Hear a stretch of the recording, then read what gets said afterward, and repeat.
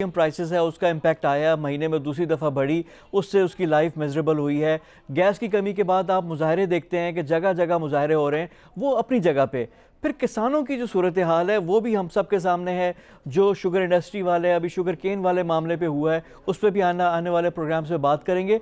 लेकिन जो हमारी इंडस्ट्री है, जिसके बारे में कहा जा रहा है कि इकॉनमी का रिवाइवल होगा, पोस्ट कोविड हमारे ऑर्डर्स आ रहे हैं, वहाँ पे क्या सूरत हाल है। हमें ज्वाइन कर रहे हैं सलीम-उज़-ज़मान साहब। सलीम-उज़-ज़मान साहब सदर हैं Korangi association of trade and industry के, कराची से हमें ज्वाइन कर रहे हैं।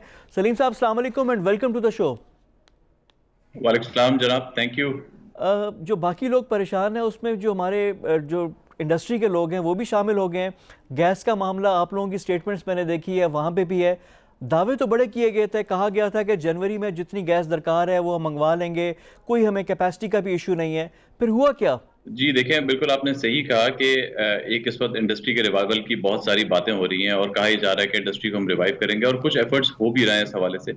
लेकिन अगर आप इंडस्ट्री को बुनियादी ज़रूरियात उसकी फराहम नहीं करेंगे, इंडस्ट्री आपसे कोई चीज़ अभी तक तो आपसे हम कोई चीज़ फ्री में मांग ही नहीं रहे हैं। हम तो कह रहे हैं कि जी हम पे कर रहे हैं और हम पे करने के बाद हमें उसके अगेंस्ट आप जो हमारी रिक्वायरमेंट है वो आप हमारी जो यूटिलिटीज़ है, डायरेक्ट यूटिलिटीज़ तो प्रोवाइड करना गवर्नमेंट ही का काम होता है। अगर हम आपसे कह रहे हैं कि आप हमें यूटिलिटीज प्रोवाइड करें तो मैं समझता हूँ ये कोई नाजायज डिमांड नहीं है, बल्कि ये बहुत बुनियादी जरूरत है अगर आपको इंडस्ट्री चलानी है उसके लिए। अच्छा सलीम साहब, हुआ यहाँ पे ये दो तीन बातें मैं करना चाहूँगा। सबसे पहले कि जो आपकी ये एक नुमाइंदा तंजीम है कराची में, ज़ाहिर बात है कुरंगी के जो ताजर हैं, इंडस्ट्रीज़ हैं, उनको आप रिप्रेजेंट कर रहे हैं।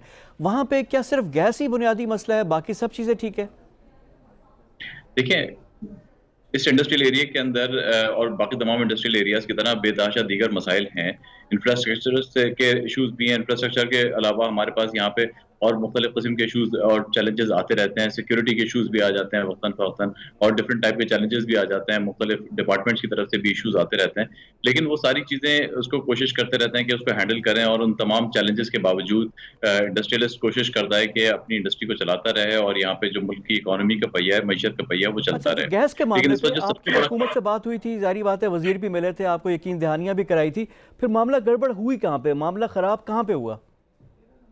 देखिए, इसमें इन्होंने ये कहा था कि अब की दफ़ा गैस की हमारे पास शॉर्टेज नहीं होगी और इन्होंने इसके लिए इन्होंने जो एक्सपोर्ट इंडस्ट्री है, एक्सपोर्ट इंडस्ट्री के साथ बैठ के नेगोशिएशन की और नेगोशिएशन करके उनसे रिक्वेस्ट की कि आपका जो रेट ₹786 पर एमएमबीटीयू है, वो अगर आप बढ़ा के ₹930 पर एमएमबीटीयू कर दें, तो हमारे पास रेवेन्यूज़ आ जाएँगे और हम जो इमरजेंसी बाइंग करनी है, हमें जो इमरजेंसी अरेंजमेंट्स करने हैं, वो हम इमरजेंसी अरेंजमेंट्स कर लेंगे।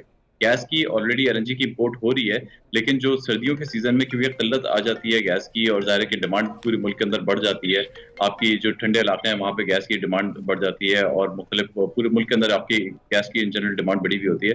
तो उसके लिए उन्होंने कहा था कि हम इमरजेंसी बाइंग करेंगे और वो थोड़ी-सी कंपैरेटिवली एक्सपेंसिव होती है, तो आप ये रेट बढ़ा दें। जो एक्सपोर्टर्स हैं उन्होंने इस चीज़ पे एग्री किया, हालाँकि एक ये बहुत बड़ा बर्डन था, लेकिन उन्होंने इस कॉस्ट को सिर्फ़ इसलिए एब्ज़ॉर्ब किया कि हुकूमत की तरफ से एक यकीन दहानी कराई गई थी कि अगर आप ये रेट अच्छा, इंक्रीज़ अब कर जब देंगे, मिल रही तो नहीं हम है तो फिर आप आपको लोगों ने पूछा नहीं अनइंटरप्टेड गैस उनसे कि सप्लाई भाई करेंगे। आपने वादा ये किया था तो दिया क्यों नहीं? उसकी सिंपल आंसर ये है कि उन्होंने जो इमरजेंसी अरेंजमेंट्स थे, जो कर सकते थे, ये वो नहीं किए। उनके पास कैपेसिटी अरेंजमेंट्स कैपेसिटी अवेलेबल थी टर्मिनल्स के अंदर, टर्मिनल पे भी इस वक़्त अंडर कैपेसिटी है हमारे एलएनजी टर्मिनल्स। हमारे पास जो एलएनजी टर्मिनल से लेके सुई गैस के सिस्टम में लाइन आती है, ट्रांसमिशन लाइन, उसमें भी कैपेसिटी अवेलेबल है। लेकिन जब आपने गैस ही नहीं इम्पोर्ट की, तो फिर आप क्या चीज़ सिस्टम में इंजेक्ट करेंगे? अच्छा सलीम साहब, अब इसमें ये बताएं पहले कि नुकसान क्या हुआ है, कितना नुकसान हुआ है और इसको फिर बचाया कैसे जा सकता है, सेल्वेशन कैसे हो सकती है, बचाव कैसे हो सकता है? देखिए, इसके अंदर बेतहाशा इंडस्ट्रीज़ की इन्होंने गैस मुनक़ता कर दी। पहले तो खाली वो नॉन एक्सपोर्ट सेक्टर की गैस मुनक़ता की थी।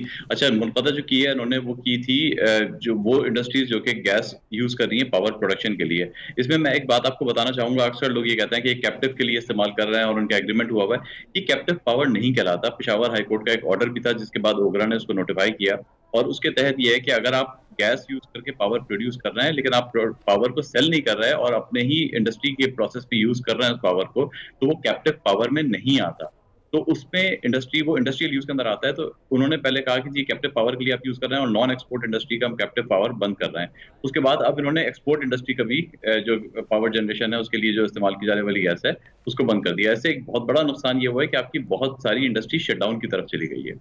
अच्छा सलीम साहब, मैं जो बात समझ चुका हूँ मैं उसका रिकैप करता हूँ। सबसे पहले आप लोगों ने बात की कि पहले एक्सपोर्ट के लिए ज़ीरो रेटेड होती थी कि आपको सब्सिडी और सब चीज़ें मिलती थी। गैस भी कम कीमत में 786 रुपये का आपने बताया था, लेकिन आप लोगों ने कहा कि हमें यकीनी बनाएं, हम 930 रुपये देंगे, ज़्यादा दे देंगे लेकिन हमें यकीन दहानी कराया जाए, लेकिन उसके बाद वो नहीं हुई।